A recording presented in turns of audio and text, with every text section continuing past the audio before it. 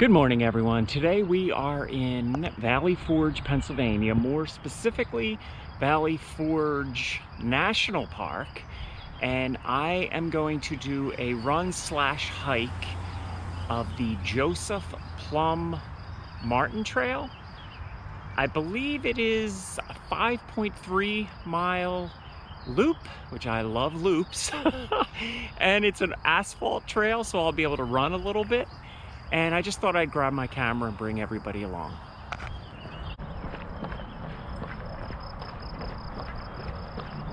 It's probably going to take a long time to get through this 5.3 miles because I believe there's going to be a lot of monuments and things that we want to check out along the way. Continental Army, Valley Forge, December 1777 to June 18th, 1778, Greens Division.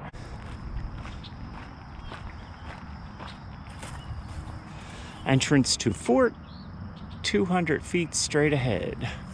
So the intention was to run the Joseph Plum Martin Trail, but I know I'm going to be going off in a lot of different directions if I see something cool.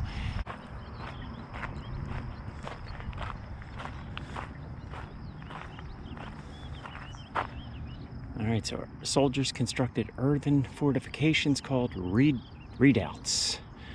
French for a place of retreat.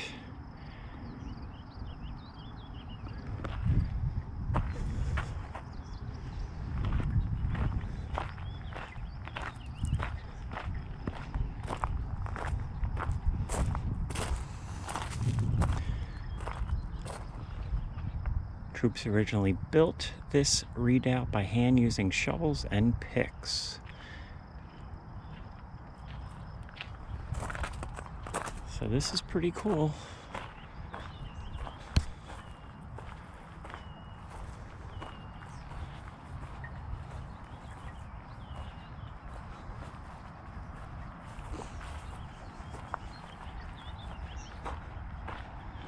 Here we have one of the cannons. So you can just visualize someone from the Continental Army just manning this cannon and looking out over this field.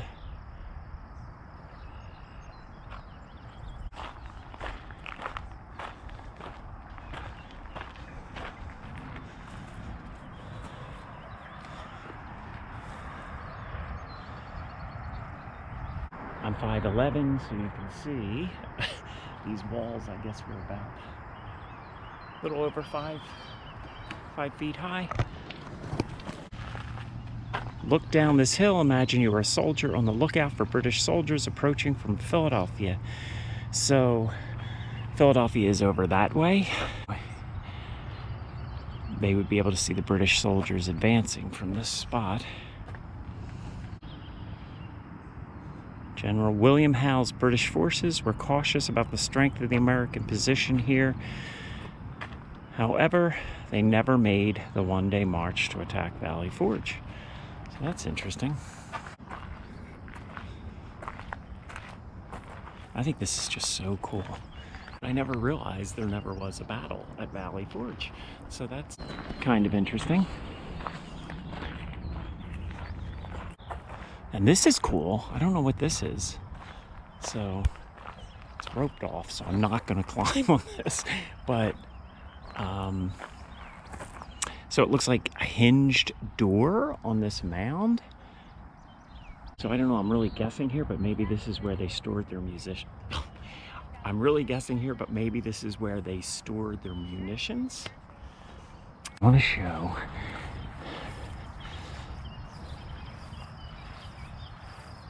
how they had these wooden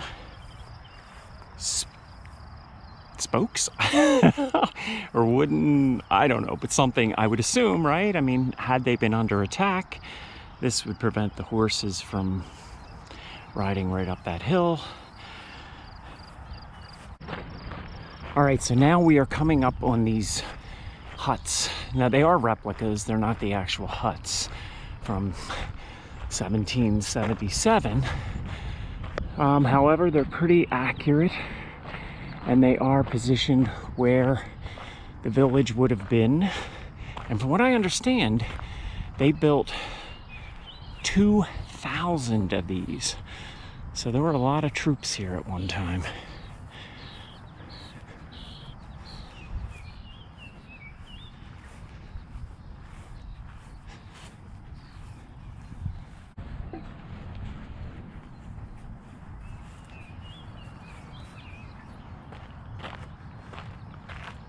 And you can actually go inside.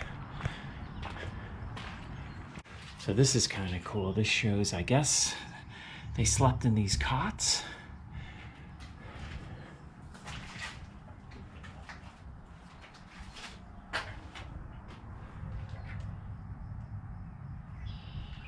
What a typical meal might have looked like back in the day.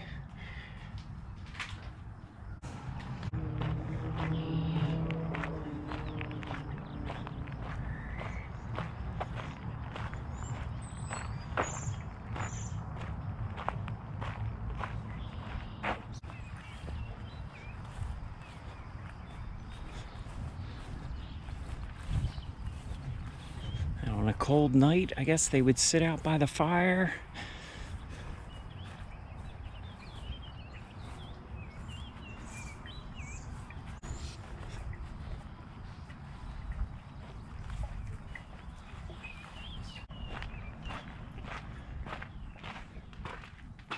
One, two, three, 4, 5, 6, 7, 8, 9, 10, 11. No less than 11 bunks. Crazy, right? Enlisted men and non-commissioned officers. So you can see people were shorter back then. That door is probably only about 5.5 feet. Okay, we have another mound here that I want to check out. And it's roped off. But wow, see the old oven? So I guess they would make bread, or I was ready to say pizza. I don't think they were making pizza, but that I'm thinking is original, not a replica. I don't know that for sure, but I'm kind of thinking it is. They do have it all roped off. I don't know if you can see on the top, there's like a iron handle, so I'm not sure if that opened up for ventilation, maybe. Look at this old tree.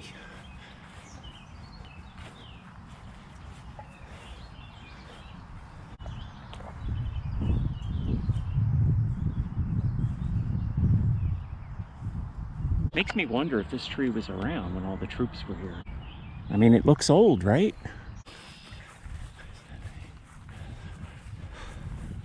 All right, we're coming upon another one of these. Okay, so this one only has 6 bunks. I'm thinking there's some missing. Maybe not.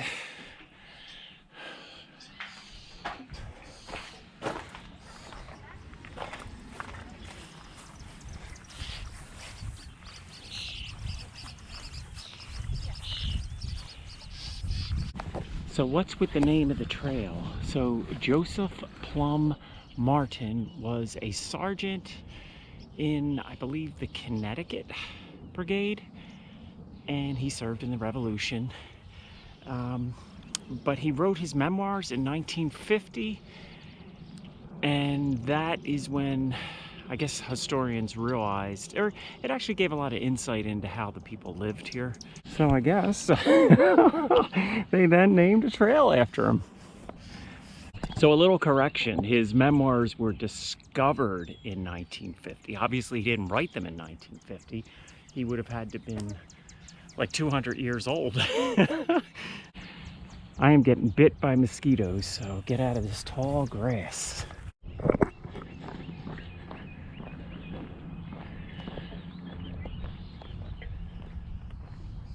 Not sure what this is. I'm guessing these are just locations where there were huts, right? Not sure why they didn't build them out, but maybe just Maybe they're working on it, or maybe they just want you to visualize the huts that were in this area. So the Joseph Plum Martin Trail goes this way, and I am going to go that way, but I want to come over here and check out this monument, which is really cool. Here we have the nice, I'm not sure what kind of stone this is. I don't think it's cobblestone, but I don't know. So check this out.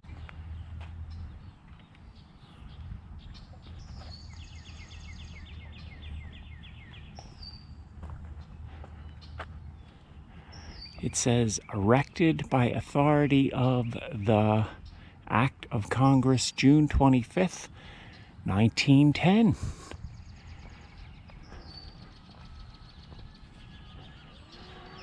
So this has been here 114 years already.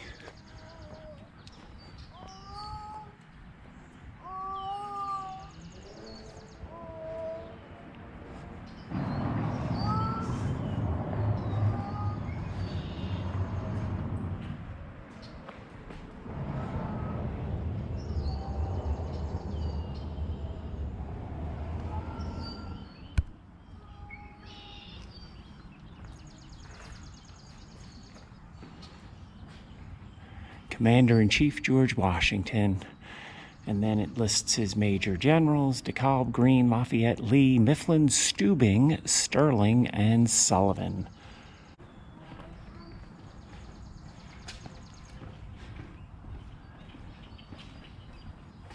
Sometimes when you see something overwhelming like this, you don't notice the little things. I mean, look at the stonework. Unbelievable. And then we have one over here too, and I don't know, it has like a horrified look to it. Scary, right? Got another one of these. Okay, let's get back on trail.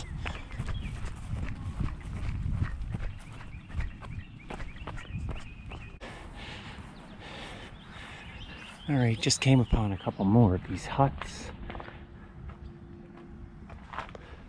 I don't think I'm going to continue to go in every hut, because if you've seen one, you've pretty much seen them all. Coming up on another memorial. Wow, that is pretty awesome. We got the two eagles. I'm assuming they're eagles on the top.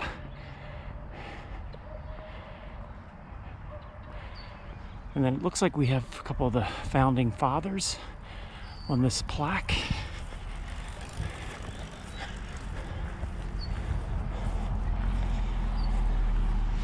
Okay, for you historians, John Armstrong, Brigadier General, J. Peter Muhlenberg, Brigadier General.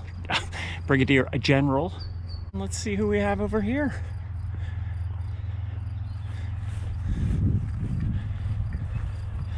Josiah Harmer, Lieutenant Colonel, and Thomas Mifflin, Major General.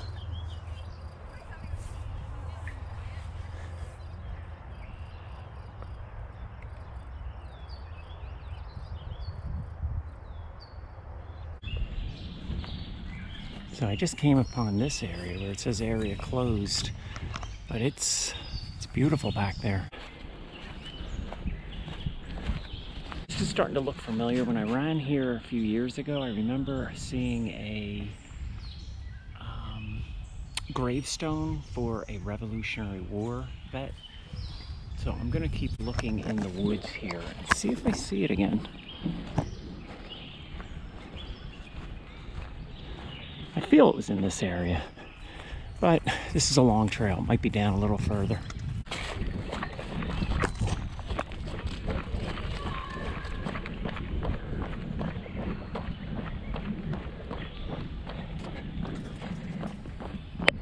So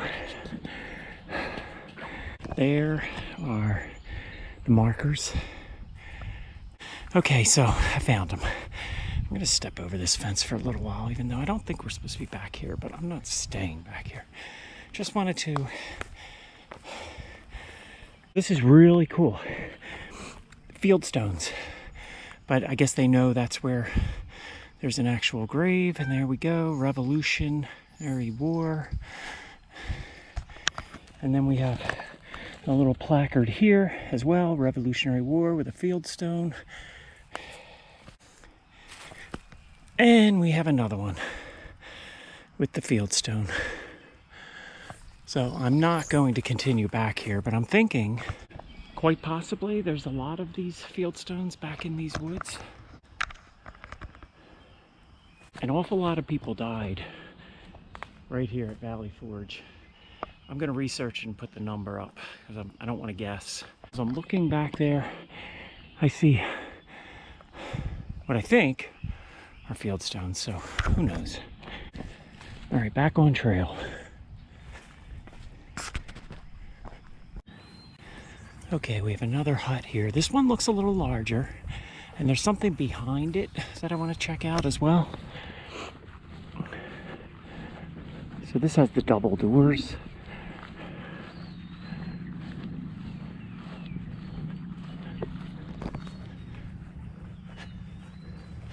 Just looking to see if there's a storyboard. There doesn't seem to be, and it is locked. Maybe what? Maybe storage? Maybe horses? Oh, I don't know. Maybe, possibly. Let's check these cannons out. So I'm assuming these are replicas.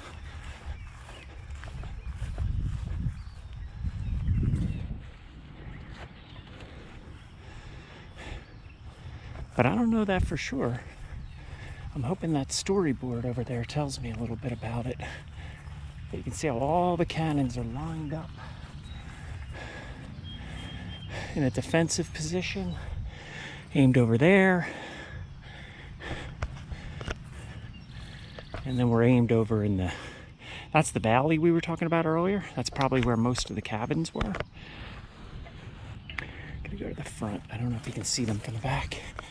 But we have a line of cannons here as well.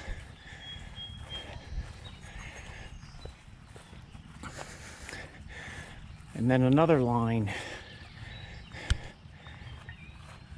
this direction. So they have it squared off. This one has a box on it.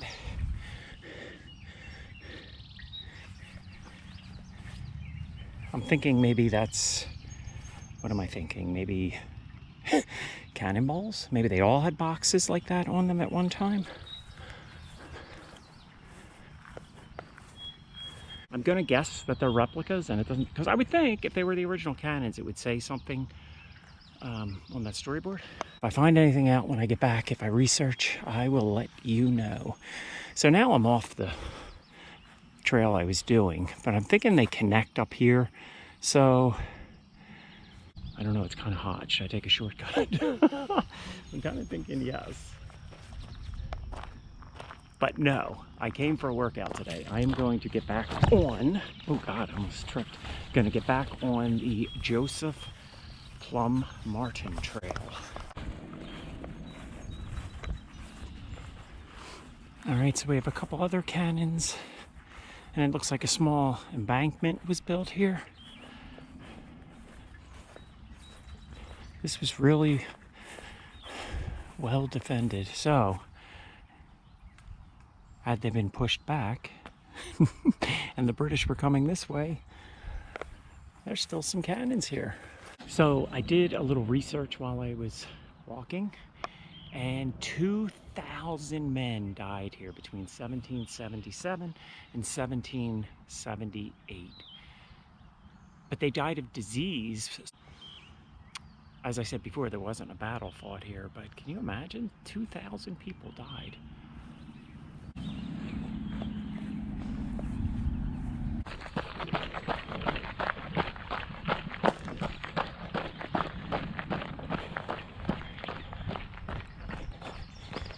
Okay, let's check out this storyboard. All right, so crowded and very sickly.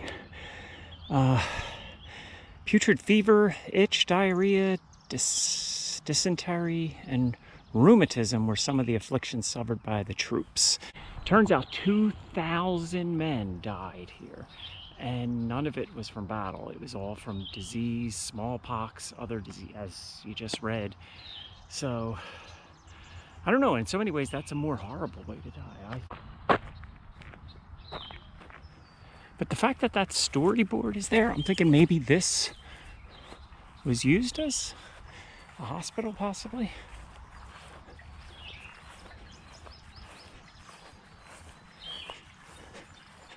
And this fireplace, for some reason,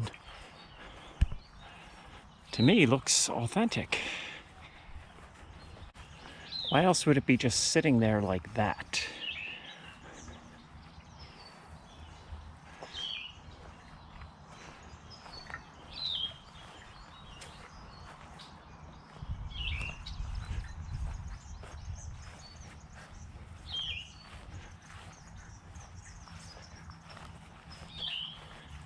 Yeah, I'm thinking this is an actual relic. Again, I should go online and check, but I'm thinking this may possibly be an actual relic from 1777. If you know anything about this, or if you can just tell by looking at it that it is not, please leave that in the comments. As we look at another huge tree, when I see trees like this, I have to wonder, were they here over 200 and, God, it's almost 250 years already. I say already, like I remember it, but anyway, 250 years. I guess the reason I say that is I remember the bicentennial when I was a kid. It's hard to believe that is 50 years ago.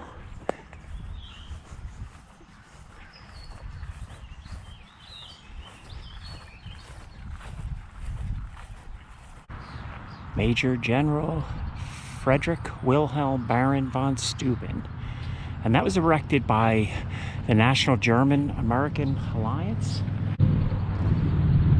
I believe that Major General Friedrich Wilhelm Baron von Steuben was Hessian, am I saying that right?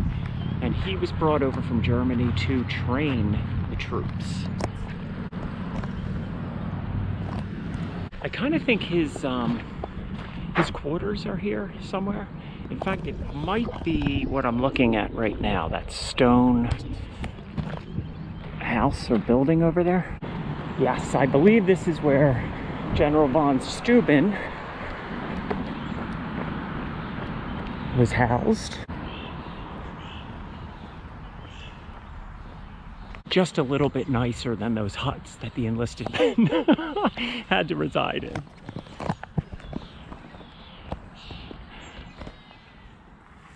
Wow, look at that. Beautiful stone house.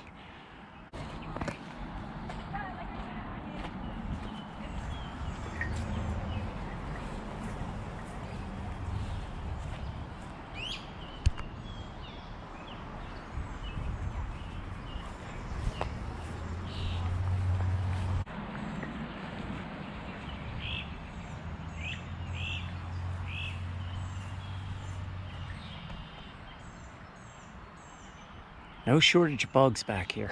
I'm getting bit big time.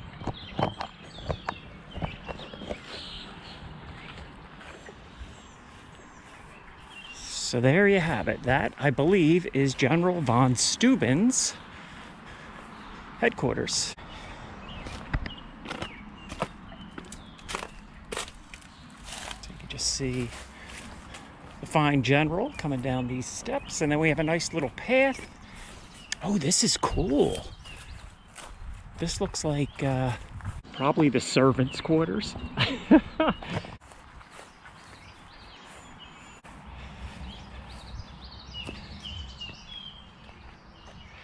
So I'm thinking this was used maybe as like a spring house, because if you look back here,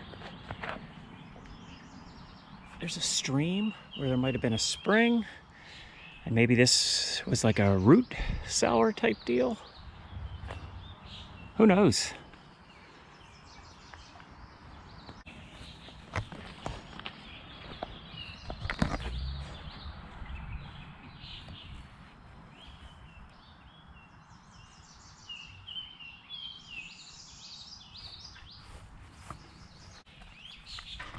so that was probably an opening at one time, I would assume.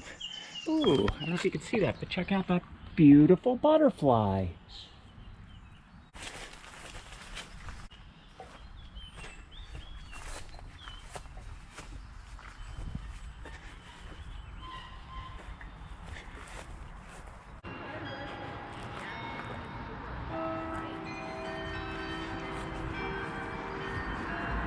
On this spot stood one of the huts occupied by soldiers of Washington's camp during the winter of 1777 and 1778. So this is a reproduction, but it was erected in 1905. So it's got some years behind it. But this would have been where Washington's camp was.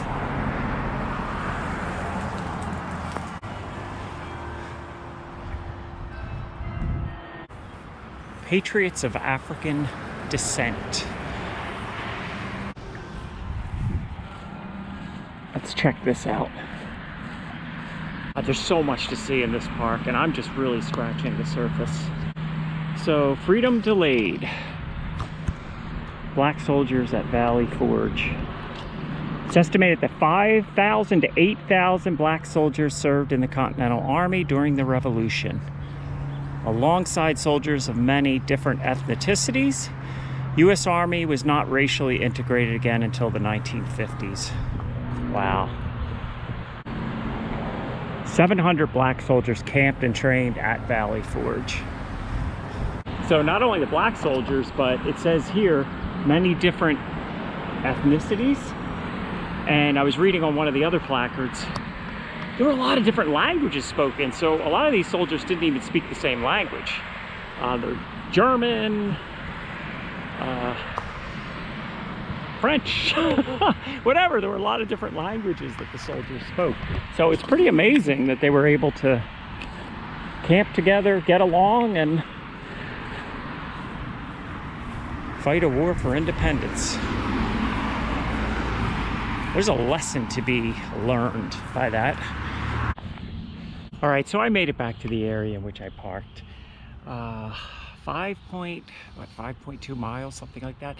I gotta tell you, all winter long, I was saying, oh, I can't wait till summer gets here because I'm sick of the cold, but I gotta tell you, I'm not used to running in the heat. Thank God I have some cold water with me, but anyway, so hopefully you enjoyed this video. If you could, give it a like. Thank you so much for watching. If you haven't already, please subscribe, and you have a wonderful weekend. Take care, everybody.